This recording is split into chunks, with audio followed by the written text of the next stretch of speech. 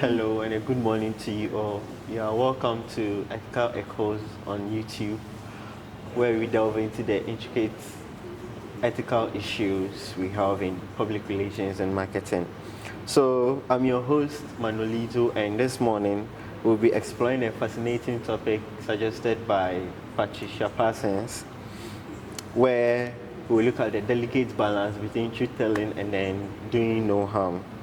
So join me as we navigate through these nuances of ethical dilemma.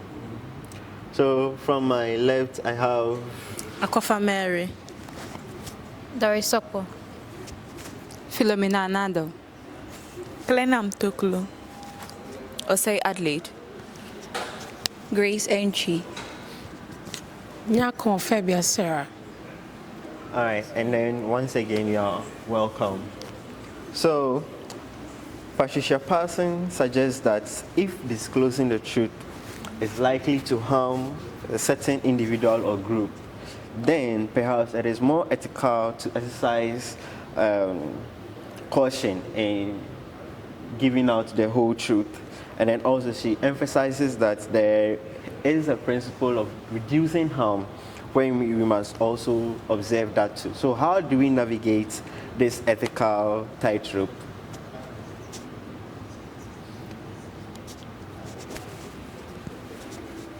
So here, Parson is saying that we have an issue where there is an instances in life or in our PR practices where you have to give out the truth, but then in giving out the truth too, you have to also put in mind that you have to do no harm or reduce harm. So how do you navigate this? Okay, so before I touch on whatever you said, there's a quote by J.J. Parker that says, "A half-truth masquerading as a whole truth is actually completely untrue." So me telling somebody part of the truth, that is what he is saying, is actually completely not true. So I would also say that when it comes to our profession, in fact, every profession, organizations require individuals to uphold their values and morals. That is your personal value and or your personal moral. Now, personal value and personal morals includes honesty, which is telling the truth. So as an individual, if you are honest, or let's say completely honest, meaning that you have to do what? Tell the whole truth. Now, there's a dilemma between Patricia Parsons has identified the dilemma between telling the whole truth and avoiding full disclosure, which is, I'll tell you the truth, but I'm keeping something. Either what I'm keeping is actually going to be some form of benefit to you, or it's benefit to me, the individual, that I'm keeping the whole truth. You get it? Yes, so the little I would say about it for now. All right, so what are our instances like? The same instances where now, if you just give a quote that if you give you massage the truth in a way, the whole thing is untrue. So if you are giving out the truth and then since you don't want to harm the person or you don't want to cause damage, you cover up some parts, are you not being unethical? Okay, so one significant thing about these kind of scenarios or situations is that if I'm telling the truth or I'm being pinned to tell the whole truth, but I'm realizing that there's a possibility that it's going to harm individuals, and to pay attention, majority, okay, I would have to actually twist the whole thing, not twisting it as in lying, but then keeping the part where I know that people are still safe, but I'm still telling you the truth, which is not making me the individual who is hearing the truth. But you're not giving the whole truth. I'm not giving the whole truth. Now, the issue right now is that it's a dilemma, okay? Now, I have to come to an ethical conclusion, whether what I'm doing is right or wrong. And what I'm doing is right or wrong must bring an outcome of me protecting the individual or the group of people who are getting the information I'm giving, which is not causing harm to them. That is what we have to pay attention to. Yeah. Okay. Okay, so I would like to chip in. With PR, you are to do good as well as doing no harm. So if you are to consider the benefits for the public, the general public, if disclosing the truth is not really going to help them in any way, I think you should go for not disclosing or full disclosure of the truth, right? So for their sake, for their greater good, you go for that one. Okay, and I also wanted to chip in or add up to what she said. It's a matter of knowing your public. So as a public relation practitioner, knowing your public, they're able to accept some amount of truth and not being able to accept some amount of truth. At the end, we are looking at what the truth will come out with, meaning the end justifying the means. So at the end of saying the truth, what did the truth bring up? Was it good? Was it bad? We are looking at protecting our publics too, protecting the organization too, and protecting ourselves too. So at the end, we are seeing that I want to say the truth, but will my public be able to consume and accept the truth? How would they be able to do it? And at the end, what will be the outcome of like telling the public the truth? So if I am to understand your quote from Parker correctly, he said that anything that any information that you kind of cover up some bits and pieces of it, then that whole thing is not the truth.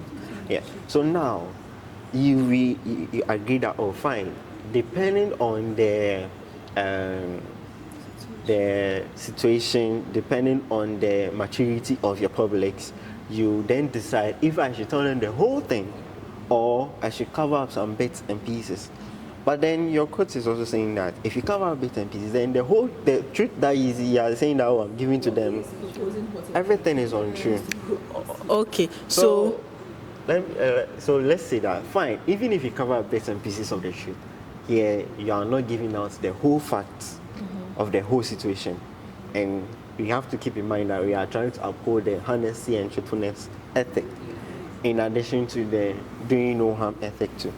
So if you keep in mind that, oh, I want to reduce harm, or I don't want to harm any of my publics, then obviously you are going to abuse the honesty and truthfulness ethic. And are we saying that that is right, or? Okay, so let me just what you are saying. At the end, we are looking at the greater good here. The honesty, it can go for the greater good and maybe yourself or the organization. And keeping some part of the truth can also go for the greater good and the organization. I believe that saying the truth, some part of the truth, or hiding some part of the truth, which is very sensitive. We don't, even though we are public relation practitioners, we have a particular group of people that we are working for, and it's not everyone that we know very well. That one is very true. We have so it can be that we make, if there's a survey there that we can use to measure how much they accept some particular information, we can know how and what to say. We can know how and what to, I don't know whether you get what I'm saying. Suggesting that we conduct a research to know the publics before we give out the particular information, depending on the results the research gives us. You see, before even the issue will even come up, or any issue coming out for you to relay a truth or say something, you've worked with a number of them. So you know that, no, if I'm to give out all the truth, this will be the outcome. It can either be good or bad. And if I'm to tell them the truth, but keep sensitive aspects of the truth, I know that it can go for the good of both of us or go for the bad of both of us. Okay. I want to ask, you were saying that when the issue comes out, that's when you're going to do the research, or you've already done the research about your publics. Because what I used to know, maybe starting up a business or something, you know your public, like you know your audience, what they like.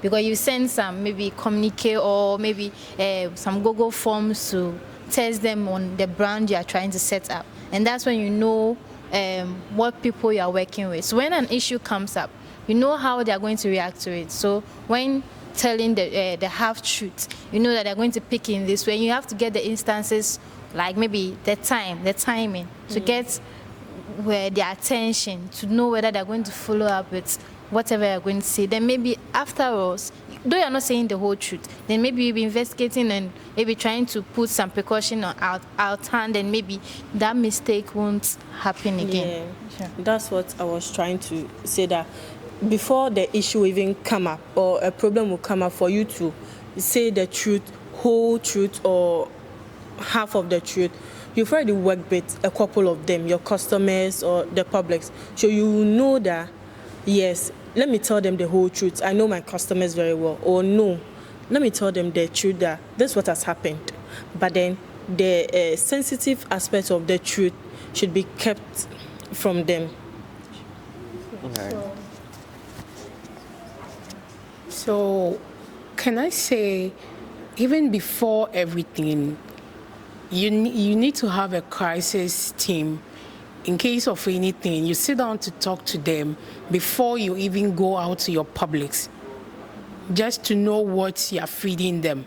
Whether you're feeding them with the whole truth or you're keeping, as she said, some sensitive things. So I think having a crisis team, communication team, I think that's where you need to talk to them and know what you're giving out and what you're keeping. Okay. All right.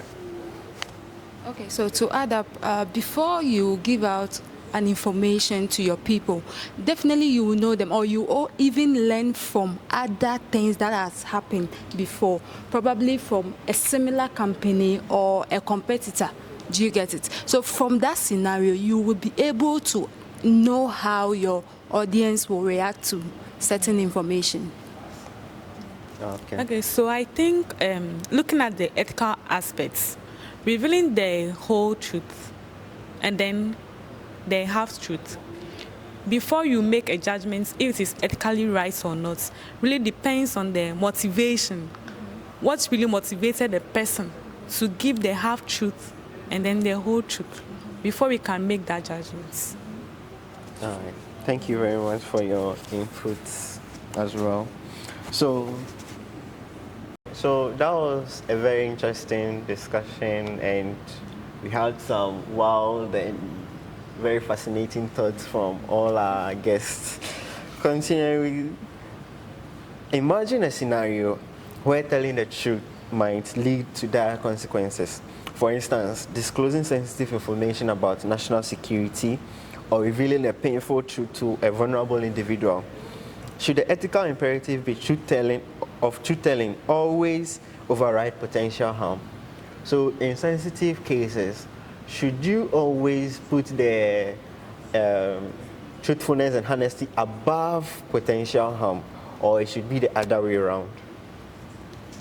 Okay, I think you should, the outcome should be the most important thing. Okay, so you telling the truth or not telling the truth, what will be the outcome? So you made mention of the national security aspects. Yeah. So if bringing out certain information is going to cause fear and panic to the citizens, you don't need to bring it out. You might bring a part out, like giving them a caution, okay, on how to go about their everyday activities, but not necessarily telling them that this is what is going on, the country is not safe. No, this will make them, panic. They wouldn't be able to go for public activities or social events and all that. So sometimes you have to consider the outcome, as we rightly said earlier. So the outcome, that is the end result of whatever the information you're about to give out, should override the importance of the truthfulness. Okay. Any other difference? All right, so I just want to chip in with what Philo said. So I wanted to even, a relatable example was COVID. When COVID started, it didn't start even in Africa, to say. It was in Asia. So it happened in China. And right now, because of the advancement of technology, I don't have to be in another country to know what is going on there. We have international media. BBC was broadcasting, CNN was there, Al Jazeera was doing their own thing. And then we started hearing a lot of things. The international media brought more chaos to we, even as citizens, than our local media. So until I think at a point where the information ministry decided to come out with bullet information, trying to give us updated news on happenings on COVID in our local setting, there was chaos because people were listening to things on the media. People started impulse buying. Charlie, you just want, because there were times you would realize that they said things were so short that even tissues were issues. So you could imagine how everyone was, hey, let me buy everything. I could even use myself as an example when the news came up and we were asked to come home and work from home. I remember the money I had to go to them. I bought everything. In fact, I wanted to buy everything. And this was influenced by the news and the information I was getting, even outside media. Yes, they were broadcasting the truth.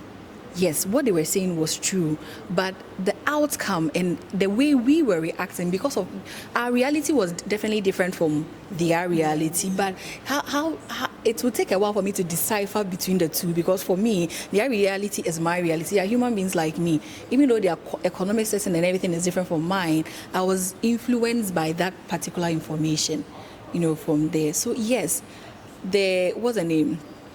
How do you call it? Information, or what's the name? News, the truth, yes. Sometimes it depends on how it's presented and the setting we find ourselves. You get? Yes. Any other fascinating thoughts? Oh, okay. So what I want to add up is, as a PR or a marketer of an organization, you have to try to weigh the potential harm and then the truth telling. So you have to make sure that the potential harm comes first before even thinking about telling the truth. It should be the last option to think of. Maybe you're telling the truth lastly. Maybe is it going to affect them more or something? It shouldn't be the best option to come in mind first. So you have to think about how the people are going to take it. That's where you're going to. I think that with that, in the process of telling the truth, because according to Parson, in the process of telling the truth, we should also keep in mind that we should reduce or we should cause no harm. So not in the process of reducing no harm, we should decide if we should tell the truth or not. In the process of telling the truth, as we are telling the truth, we should also keep in mind the imperative of reducing or causing no harm. Yeah. Okay, so let me give this. Okay, so in terms of insurance, and a client comes in for third party, and he gets an accident and calls the company for maybe claims. Going for third party, hitting your car to the third party client, that's where you get claims. So in this case, he had cuts on his head, which he needs money to be attended to. So in this case, he calls the company and they know he doesn't qualify for claims. But at that moment, they need money to sort out things. Are you going to open up to him, telling him he doesn't qualify for claims, or what are you going to do? This is a scenario I want to chip in and ask. So here the person needs money. Money urgently for medical treatments, but then company. He doesn't qualify for. Yeah. So and in his situation, are you supposed to come in plain and tell him he doesn't qualify for claims, or you're supposed to sugarcoat everything? With insurances, I think there are certain policies in place for that. So personally, I think that making a person aware that he or she is not qualified for the claim that he or she is trying to get is the first thing, and then you add up to say, although you don't qualify, we can do this or offer this and that for you, just to make the person aware that your claims are not viable. Yeah. Yeah. Yeah. Okay. But then we can help you out, or we can support you So that alone, I think, influences the person's train of thought that, okay, fine, this is what happened. I am not supposed to be getting this kind of treatment or capital or financial aid to get this, but looking at the situation, this is what the company is offering to do.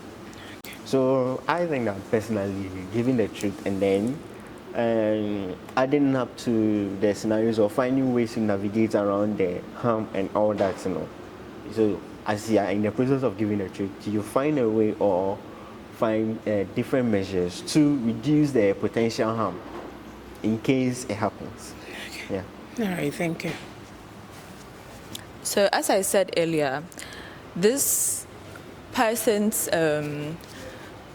whatever that she proposed actually has a dilemma, as I said at first. Now, the dilemma is between telling the whole truth and avoiding full disclosure. So Ralph B. Porter actually developed the Porter box. Now, when it comes to being a professional individual and upholding your profession highly, these kind of situations can pop up at any time. So in order for one to come to an ethical conclusion, as Ralph developed the Porter box, you can apply the Porter box to the situation. You define your situation, the facts and everything. You weigh the values. You check the principles that you can actually adapt or relate with the situation. And then you find your loyalties. Maybe where do your loyalties, yes, either you, the individual, the reputation, the public, the stakeholders, and whatsoever. I like that point. So we'll be coming back to that. We'll take a case study later on in our discussion to come up and then see how we can apply the Porter box to our case study later on in our discussion. But then I want us to find out how we can navigate the tension between honesty and then the imperative to avoid harm. There is a particular push and pull between being honest and then reducing harm. How can we navigate? Okay, as I already said earlier, and maybe to remind us, maybe I didn't say it, but then let me just say that before you might say something to someone, you should already know the person and measure the person's strength, emotional strength, psychological strength, how the person is willing or able to consume or accept some information given. So even though that's the same thing, like we are looking at the end, what happens at the end of saying the truth. At the end, will the person be able to accept the truth and say that, okay, let me make something positive out of this truth, or let me make something negative about this truth, like the COVID-19 issue like this. We Ghanaians, even though those who were supposed to give us the right information that yes, the COVID is in here, or no, it isn't in here, we didn't wait for them. We're looking at those who are already infected or affected by the COVID or yet to be, because they are like, let's say that people that get the information faster than we, the Ghanaians, journalists, or like those here. Okay. So it's like, we Ghanaians, even though we didn't wait, look at how like we were able to react to the information we saw, which was not even given to us by our own public. So we're not, so just imagine. So if like, I'm sure that the health sector, they knew that Ghanaians, that's how we are. If they are to bring, maybe let me just say that that's how we are. If they are to, even though information hasn't been given to us that yes, the COVID is here or not, we are looking at. I think probably in that scenario, media setting, I'm not trying to throw shades at anyone. Maybe they were just not proactive. Yeah. You get it? Because if they were, and then the information ministry by then were proactive, they would have just used that. I think in earlier conversations, I was saying that in certain countries, what they will do is that they'll find a way to block their country from accessing those countries. China does that thing a lot. They censor the information. They censor the information so that you know just a little thing. What you need to know. Just to calm the nerves of their citizens. That's basically it. But we didn't have that luxury. So The information there is the technology are open to it, so you get yes. I have so this, the other this- thing they did, that was later on. That was when they came out with that. You realize it was a well-structured PR process where they were giving you up to date. So that's when there was the president addressing the citizens on the updates, and the updates were even every day. So those who back to back, and in the media they were very proactive with that. So I'm saying these are some of the steps or settings you can use to try and present the information. Earlier, my sister here made a comment, and she was talking about whatever truth you decide to feed a person, a group, or whoever your public is the motive behind it, and also the timing. The timing. There's one truth. I can tell you now, it wouldn't mean much to you. I can tell you in the afternoon, it will make a big difference. So your motive behind it and the timing, and also the ultimate reaction of the person.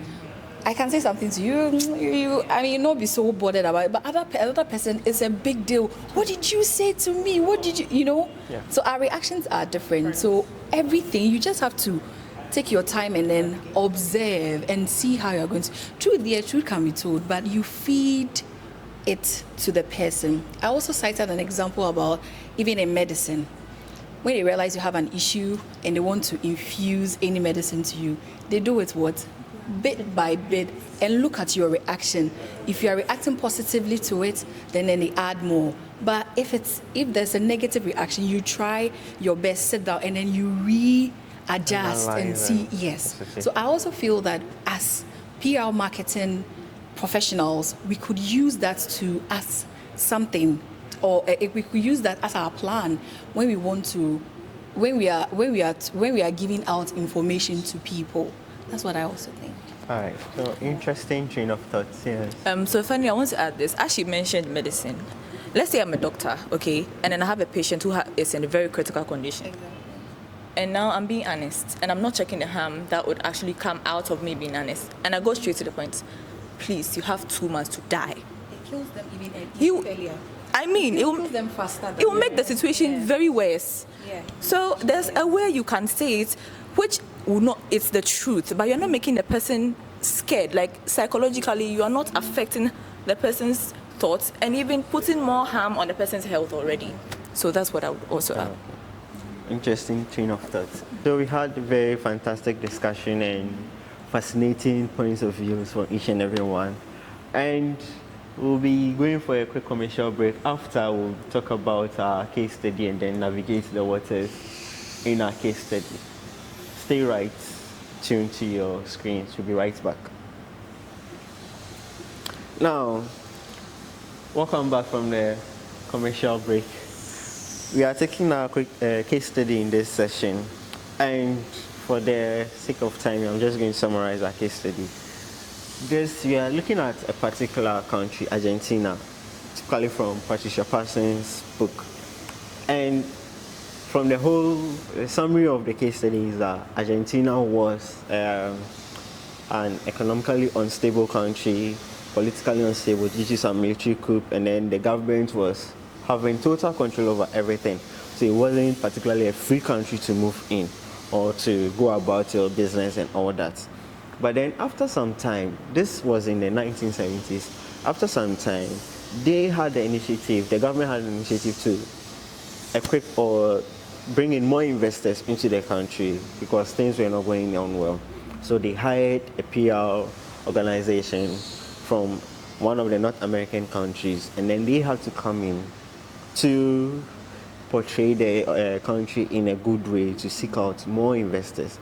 Now the issue here is that in the practitioner's process of trying to navigate and show out the country in a good way, are they going to be able to maintain the ethic of being honest and truthful and at the same time reduce harm? In what way? If they are going to be honest, it means that they have to give out the actual situation in the country to the investors, which are their publics now. And then also, if they do that, it's going to cause harm. In what way? The investors are likely not going to invest in that country. And then the other way, they can go the other way by covering up bits and pieces, which will also bring what the investors. So if you were the PR organization or the PR for that organization, the North American Public Relations Organization, what are you going to do? Actually, if I was a PR, like employed by that government or the agencies or something, yeah. What I'm going to do is, because here lies the case that this country is not economic, like stable. Yeah. So if you are telling the investors that this country has poor staffs and those, they are going to back out, because what are they come to invest in? Or what is going to give them the motive to try to invest in this, and they will, at the end, they will get what they've invested in back, like maybe in 2-folds or 3-folds. So what I'm going to do is, maybe the little goods of that country, I'm going to just make it. I'll just add some juicy stuff to it, just to make it presentable to them.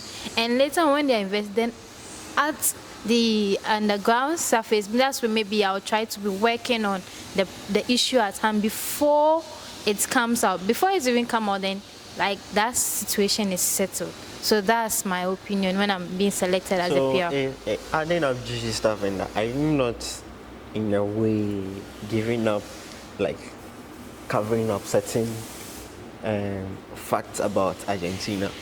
Yeah, here lies the case. I'm not going to tell the bad things that we, or the low things that we don't like we have, or something like that. Maybe the good things that we have actually at that moment. I'm just going to make it look so presentable when maybe if writing a contract or something, putting it in a policy way for them to notice that, okay, this and this is in Argentina. So the only thing is that we just invest and then we just see the outcome of it. So that's my decision. Okay. Okay, so to add up to it, with this particular case study has to do with Argentina. And if we understand the case study well, it was investigated and it was identified that the Argentina government has how do you call it, as taking hostage of certain people. Yeah, so political prisoners. Yes, so with public relation being doing good and not doing harm, you can use that to tell the government to release those people in order to get what, a good reputation for the government. So release those people so that when we are to talk about the country, it's not going to be like, yes, we've realized our mistakes and we want to do the right thing now. Yeah, because we want. So that will be a right step.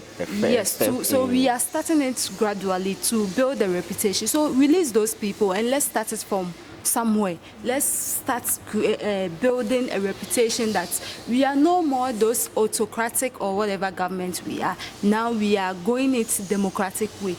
Though they are autocratic, but with this, it will be like, oh, okay, now there have been changes. They are gradually doing something for themselves. So, all right. So using the Potter box to analyze this case study, let's try and see if we can find ways and means around this particular issue. Okay, so I think using the Potter box for this particular situation or scenario, I think we will first of all define the problem. So you know that Argentina is not economically stable, politically it's not stable too.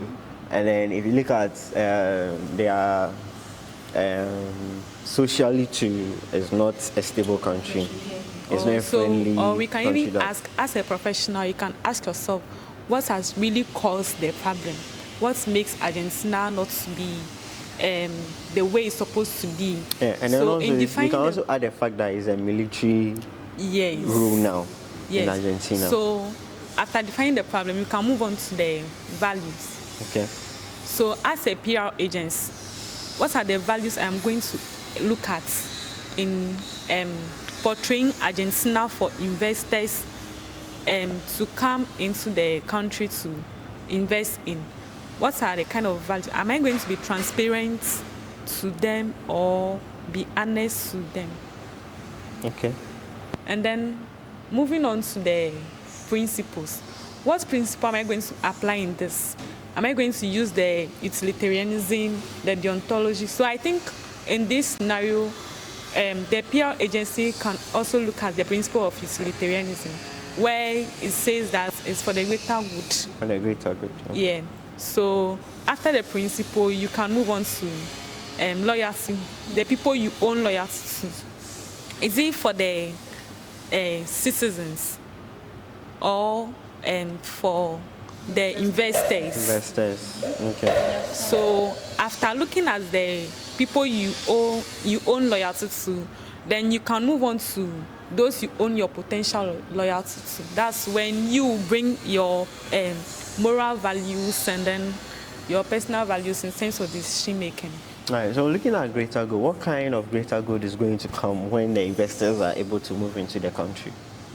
Okay, so I think the greater good is in the case stated as we have streets, children begging, if I'm right. Yeah. So okay. the children were on the streets, the workers, the citizens were out of work, there was unemployment and all that. So greater good, how is a greater good going to come about? Okay. Or So, in what way? When we talk about an autocratic government, we know that in Chile they will say there's in so, and when people are being dictated to do whatever they are supposed to do, there's no progress. Okay, there's no progress. It's some few people who are enjoying and majority are suffering. So in such environments, we are going to see a lot of street children, people who are poor, like poor, the word poor. Do you get it?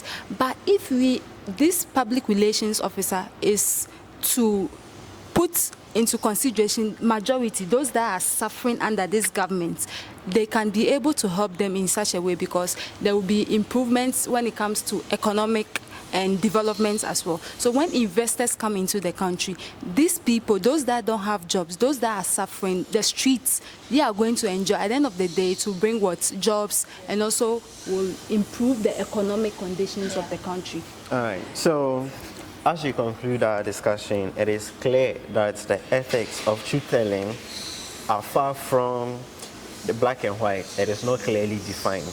You have to consider the situations, and then we also have to find a delicate balance where we can minimize harm and then also give out the truth and the facts about situations.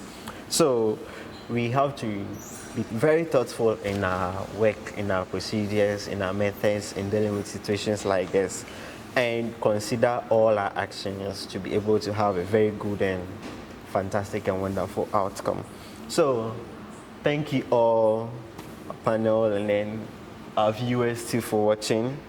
And then remember that in pursuit of this ethical conduct, it is not always about revealing the truth or revealing everything, but rather is about navigating the complexities and the integrity and compassion.